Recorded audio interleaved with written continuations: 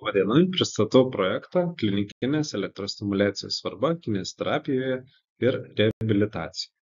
Šis projektas yra finansuojamas Erasmus plus ES programos.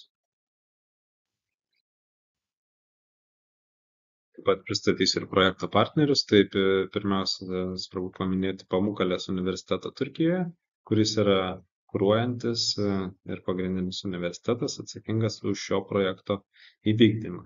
Taip pat kiti atstovai Turkijoje yra Hatay Mustafa Kemal universitetas, Başkent universitetas, Süleyman Demirel universitetas ir Burdur Mehmet Akif Ersoy universitetas. Rumunijoje šio projekto atstovai yra Krajovos universitetas, o Lietuvoje šį projektą atstovauja Šiaulių valstybinė kolegija.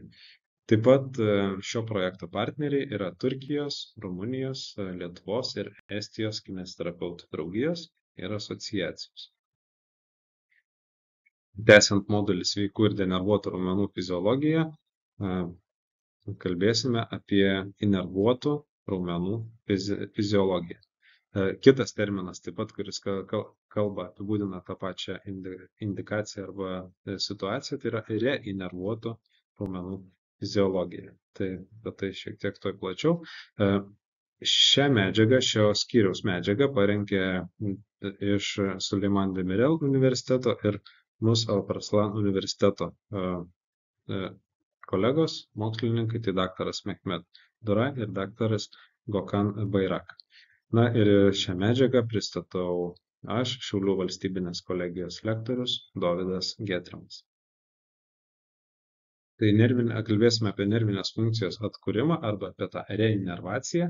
Tai nervinės funkcijos atkūrimas tai procesas, kurio metu raumuo po sužeidimo vėl gali būti sužadinamas motoriniais neuronais. Šio proceso metu būtina atkurti anatominę ir fiziologinę neuroraumeninę jungtį tarp raumens ir neuronų, motorinio neurono konkrečiai. Ir atkuriant nervinę funkciją siekiama veiksmingos neuroraumeninės sinapsės funkcijos. Tai šiame procese vėlgi susiformuoja jungtis tarp motorinio neurono ir nervinio ir raumeninio skaidulų.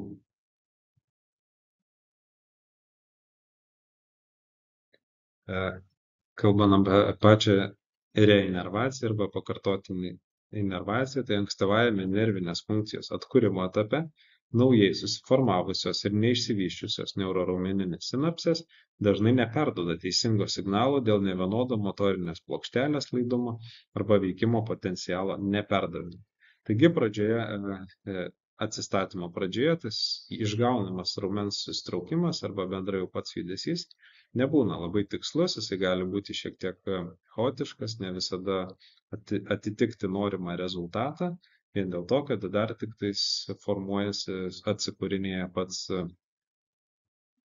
pats ryšys, kontaktas būtent tarp motorinės plokštelės ir kitas variantas dar gali būti, kad neteisingas veikimo potencialas perduodamas į patį raumenį. Tas faktas, kad motoriniai neuronai vos išgyvena, o ne reikiamai funkcionuoja, trikdo neuroraumeninių jungčių formavimąsi ir vystymąsi. Taigi tas, kaip ir minėjau, judesys tampa toks netikslus, šiek tiek chaotiškas ir svarbu paminėti, kad nervų pažeidimai yra klasifikuojami į tokias dvi grupės arba dvi dalis. Tai didžiausios ir pagrindinės jos yra klasifikuojama kaip dalinis nervų pažeidimas arba visiškas nervų pažeidimas. Ir jeigu turime tik dalinį pažeidimą, tai raumenų nervinė funkcija atkuriama aksoninės kolateralinės sinaptogenezės būdu.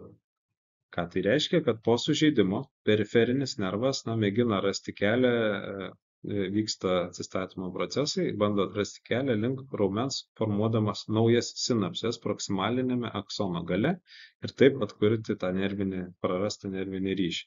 Tai žodžiu, kad pradinis etapas, kad įvyksta naujas sinapsių susidarimas arti tos pažeidimo zonos. Kitu atveju, pavyzdžiui, jeigu neurono gale pasireiškia nekrozė, tai naujai susiformavusios sinapsės išsišakoja ir keliauja link anksčiau inervuoto raumens. Tai kad ir prasidėtų nekrozinis procesas. Tai gali būti dėl traumos, dėl kažkokio patologinio proceso pačiam raumeny arba jungtyje tarp nervo ir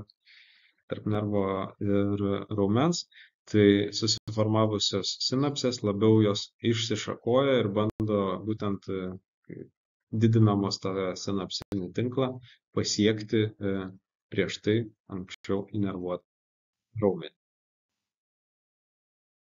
Degeneracinėje stadijoje tie stimulai, kurie turi potencialą sukurti naujas funkcinės jungtis ir susidaryti naujoms jungtims tarp raumens ir nervo, tai siunčiami tie potencialai į raumeninės skaidulas ir maladaptyvaus neuroninio plastiškumo proceso pasireiškiančio proksimalinėse nervinėse skaidulose metu, o raumuo atkuriamas skirtingų nervinių kelių. Tai šiek tiek gali tas nervinis kelias būti pakitęs, nebe toks, koksai buvo anatomiškai prieš denervacijos procesą, bet pats faktas, kad pati funkcija yra išgaunama vienaip ar kitaip.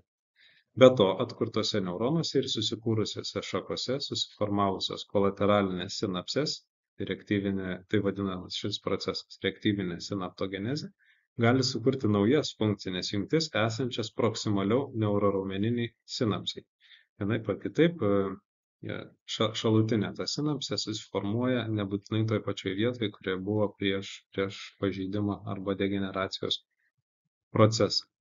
Na ir nervuotas raumuo sunkiai atstato savo apimtį į sveiką lygį ir buvusį funkcionalumą dėl neuroninių jungčių negebėjimo suaktyvinti visų po traumos degeneruotų raumeninių skaidulų. Na ir kalbėjome praeitoje paskaitoje, kad taip pat kuo ilgiau užsitęsia šitas atsistatymo periodas, tuo mažesnė tikimybė, kad raumuo galės atsistatyti, taip pat ir dėl skaidulų mažėjimo ir dėl riebalinio audinio infiltracijos į patį raumenį ir raumeninės skaidulas. Tai būna nustatomas, kad degeneracijos procesu išsivysto tam tikri trūkčiojimo arba virpėjimo potencialai. Tai vyksta jau pokyčiai ir tai vyksta dėl membranos potencialo nereguliarumų. Tai tas membraninis potencialas, apie kurį irgi kalbėjome prieš tai jisai tampa nebetolygus, ta minusinė vertė milivoltais tampa nebe tokia tolygi, jinai gali svyruoti, tampa tai labiau minusinė, tai mažiau. Ir tas būtent potencialo netolygumas, nereguliarumas gali sukelti įvairius raumens virpėjimus, tokius nekontroliuotus susitraukimus. Tai raumenų atrofijos sumažėjimas ir autonominės aksominės sinaptogenezės užsibaigimas, atkuriant nervinę funkciją, prisideda prie trūkčiojimo potencialo sumažinimo arba prie to virpėjimo potencialo sumažinimo, kuris yra degeneracijos rodiklis. Taigi, tai jeigu reabilitacijos metu, atsistatymo metu tas virpėjimas, trūkčiojimas mažėja, tai yra geras indikatorius, kad būtent raumenų atrofija jau mažėja ir atsistato būtent ta aksoninė sinaptogenezė. Tai vyksta jau atsistatymo procesas, tai yra visai geras rodiklis, kad judama link nervų atstatymo, inervacijos atstatymo. Nuo kalcio priklausomi procesai padidina neuronų išgyvenamumą, nes raumeninės ląstelės membranoje, atkuriant nervinę funkciją, prasideda depolarizacijos. Ir kaip ir kalbėjom, kalcio jonai depolarizacijos metu juda per ląstelės membraną. Tačiau nereikėtų pamiršti, kad jeigu tarpląstelinis kalcio lygis reinervacijos fazės metu pakyla daugiau negu virš, koks yra būdingas sveikiems audiniams, tai gali irgi sukelti neuronų mirtį, nekrozę ir kalcio apykaita iš tikrųjų yra labai svarbi.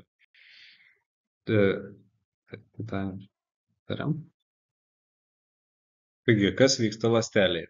Tai fermentinio aktyvumo pokyčiai, grupavimas pagal skaidulų tipą yra histochemiškai vienodų skaidulų grupavimas atkuriamame raumenyje ir yra motorinės sistemos struktūroje vykstančios reorganizacijos dalis. Atkuriant nervinę funkciją pasireiškia miofibrilinių baltymų izoformų, reguliacinių baltymų ir fermentų aktyvumo sekų pokyčiai susijusi su baltymais ir energijos šaltiniais, dalyvaujančiais įsisavinant kalcio ATPazę ir patį kalcį. Na ir atitinkamai nustatomi ir lėtai susitraukiantys oksidaciniai arba greitai susitraukiantys ir glikolitiniai miofibrilių fenotipai. Taip pat įvyksta ir metabolizmo pokyčiai. Nors įnervuotos raumeninės skaidulos pakinta savo forma ir apimtimi, ląstelės branduolyje esančios satelitinės ląstelės išlieka. Tačiau chroniškai denervuotų raumeninių skaidulų negebėjimas grįžti į prieštrauminę apimtį skatina teigti, kad satelitinių ląstelių sklaidos pajėgumai gali būti riboti. Aksoninio ryšio pakankamumas atkuriant nervinę funkciją po periferinės nervų sistemos pažeidos yra svarbus veiksnys, norint, kad raumenys atgautų prieš tai buvusios išsivystymo gebėjimus. Na ir raumenų reorganizacija atkuriant nervinę sistemą. Tai denervuotų raumeninių skaidulų nervinė funkcija atkuriama kolateralinėmis sinapsėmis iš nepaliestų motorinių nervų sistemos vienetų.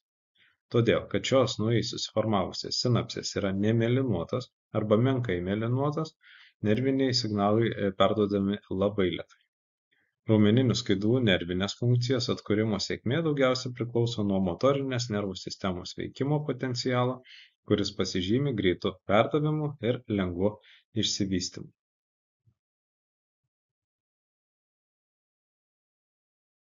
Tikslinių raumenų nervinės funkcijos atkūrimo procesas vykdomas aptinkant receptorius ir endogenus veikiamus ektopinių veiksnių. Taip, netinkama kryptimi keliaujantys motoriniai aksonai yra sustabdomi ir tik reikalingos nervinės skaidulos nukreipiamos link raumeninių skaidulų.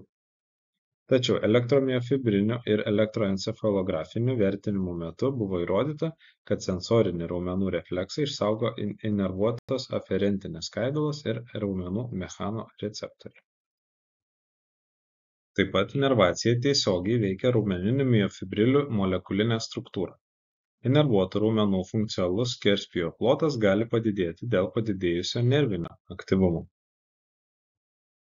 Naujos po reinervacijos susidariusios neuroraumeninės sinapsės negali greitai subręsti, todėl naujai susiformavusiose neuroraumeninėse sinapsėse galima pastebėti suprastėjusį atsaką į pasikartojančią nervinę stimuliaciją. Be to, atkurtos nervinės skaidulos esančios chirurgiškai po periferinių nervų pažeidos atstatytose nervuose gali nukeliauti ne ten ir stimuliuoti vietas, kurių nestimuliavo anksčiau. Šis reiškinys išlieka vienu sudėtingiausių uždavinių siekiant atkurti normalią funkciją po periferinių nervų pažeidos. Tai apibendrinant, kad ta motorinė reinervacija vienaip ar kitaip įvyksta nebe tokia, kokia buvo prieš pažeidimą, prieš traumą, kadangi nervinis signalas jau atsistatymo metu keliauja ne tik tai į pažeistą skaidulą, tarkim, susitraukti, bet ir į šalia esančias, nors gal tuo metu, to judesio metu, tai skaidulai susitraukti iš tikrųjų ir nereikėtų. Taigi čia paveiksle galima matyti reinervacijos ir regeneracijos procesą.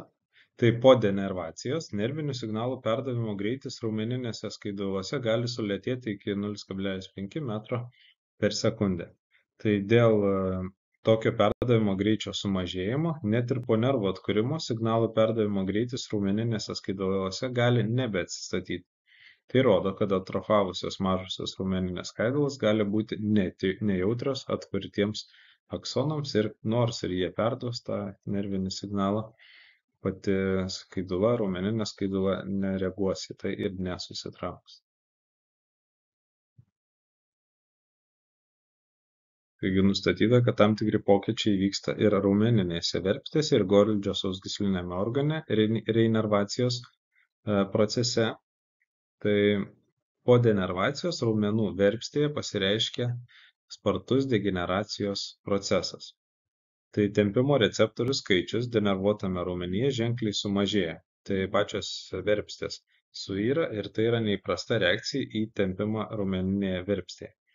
Tai tų verpsčių sumažėjimas gali sukelti tiek padidėjusį tempimo refleksą, kad reiškia labai blokuoja raumens tempimą ir iš karto jisai spazmuojasi, susitraukia, neleidžia temptis, arba galimas ir sumažėjęs tempimo refleksas. Tai nustatyta, kad padidėjęs tempimo refleksas pastebimas esant viršutinių motorinių neuronų pažeidimams, o tempimo reflekso sumažėjimas pastebimas po apatinių motorinių neuronų pažeidimų.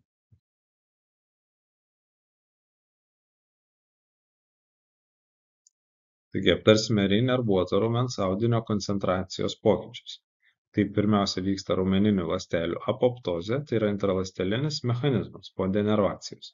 Tai po denervacinėje raumenų atrofijoje ženkliai padidėja su apoptoze susijusi baltymų išskyrimas. Atsižvelgiant į ardomąjį apoptozės mechanizmą po denervacinės raumenų atrofijos kontekste, reinervacijos kaip raumenų struktūros apsaugos priemonės svarba labai iškyla. Ir po denervacijos reinervacija nepasireiškia visose raumeninėse skaiduoluose, kas lemia raumenų silpnumą. Tai būtent ta reinervacija neatsistato tiek raumeninėse verstėse, tiek Goldžio kūneliuose. Taip, reinervavimo metu stimuliuojamos raumeninės skaidulos sulėtina raumenų atrofavimą ir silpnėjimą. Būtent stimuliacija atrofijos procese, denervacijos procese iš tikrųjų jinai yra svarbi ir reikalinga. Reinervuojant, pirmiausia, laipsniškai atstatomas maksimalus izometrinis tetaninis susitraukimas. Normalus santykis tarp raumeninių skaidulų apimties ir stiprumo ankstyvojoje reinervacijos stadijoje nepastebimas. Na ir vos įvykdžius reinervaciją, raumeninės skaidulos yra šiek tiek labiau atrofavusios ir išvysto mažesnę jėgą.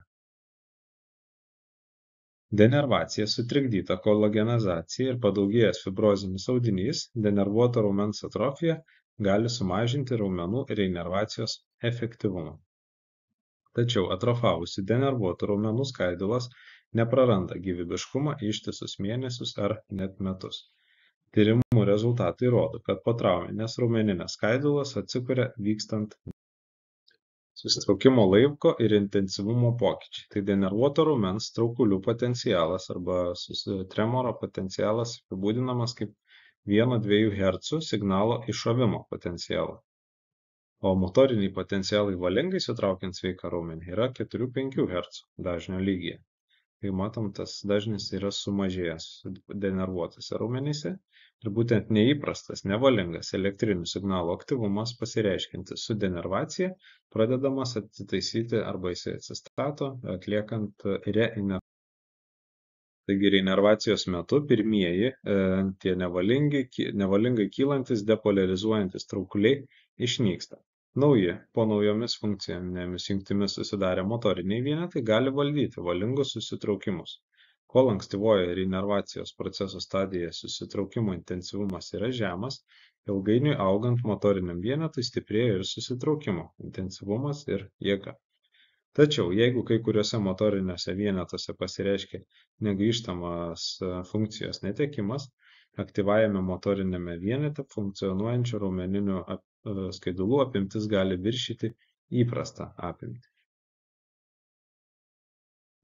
Reinervuojant raumenį, kai greitai susitraukiantis raumenys reinervuojami nervu, kurio perdavimo funkcija yra sulėtėjusi, arba lėtai susitraukiančios skaidulos reinervuojamos mėlynuotu nervu, gali pakisti pirmo ir antro tipo raumeninių skaidulų proporciją. Apytiksliai 65% miobranduolių sumažėjimas antro tipo raumeninėse skaiduluose po ilgalaikės denervacijos nurodo, kad antro tipo raumeninės skaidulos gali būti mažiau jautrios reinervacijai lyginant su pirmo tipo skaidulu. Genetinių veiksnių įtaka reinervacijai irgi yra svarbi. Tai mioblasto terminacijos baltymas reinervuotame raumenyje atlieka ypatingą vaidmenį. Tai šio baltymo aktyvinimas reinervuotame raumenyje sukelia raumeninių ląstelių diferenciaciją, kuri aktyvuoja MIF5 miogeniną ir MRF4 genus. Ir sukelta miogenezė palengvina raumeninio audinio atkūrimą ir diferenciaciją. Augmentuotas MIOD genas, miogenino ekspresija ir pagerintas deguonies suvartojimas sukelia raumenų ląstelių diferenciaciją ir raumenų reinervaciją. Taigi terapinės intervencijos reinervacijos proceso metu tai sumažina superoksido dismutazės aktyvumą, kuri didina oksidacinę pažeidą nepaisant padidėjusio deguonies suvartojimo, miotubulinė hipertrofija ir padidėjęs mTORC1 į ERK1-2 genų aktyvumas, padidėja gliukozės gabenimas į plazminę membraną GLUT4 nešikliu, taip pat padidėja gliukozės suvartojimas. Padažnėję susitraukimai reinervacijos metu aktyvuoja AMP aktyvumą, baltymų kinazę, padidinančius gliukozės įsisavinimą. Ir taip pat kokios pagalbinės priemonės. Tai taikant tinkamas intervencijos priemonės, jau per pirmuosius mėnesius galima ženkliai padidinti motorinių vienetų skaičių raumenyse. Teikiant optimalią pagalbą raumeniniams skaiduloms reinervacijos trukmė sutrumpėja. Sveikas raumenų lygis inervuotų motorinių vienetų kiekio atžvilgiu pasiekiamas jau 3 mėnesį. Tai svarbiausia paminėti, kad ta pagalba ir galėtų būti elektros stimuliacijai. Tai motoriniai vienetai, kurie įvykus denervacijai tampa primityviausia savo versija, reinervacijos metu gali sveikai reaguoti į aplinkos ir ektopinius stimulus. Po nervų pažeidos atsitiktinai nusidriekiantys aksonai gali pradėti inervuoti skirtingas raumenines skaidulas, nebūtinai susijusias su pradiniu motoriniu vienetu, ir dėl blogos neuronų krypties, siekiant užtikrinti reinervuotų raumenų sklandų funkcionavimą, susiduriama su reikiamų motorinių reinervuotų raumenų judesių užtikrinimo problemomis. Taigi čia pateikiamas šaltinių sąrašas, kuo remiantis buvo sudaryta šios paskaitos medžiaga.